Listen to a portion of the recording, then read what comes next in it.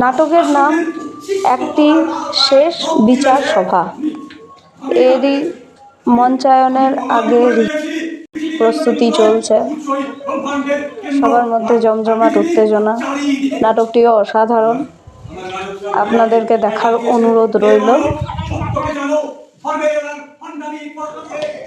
দেখার ইচ্ছা থাকলে কোথায় নাটকটি হবে সেটা জানার জন্য আমাকে কমেন্ট করতে হবে।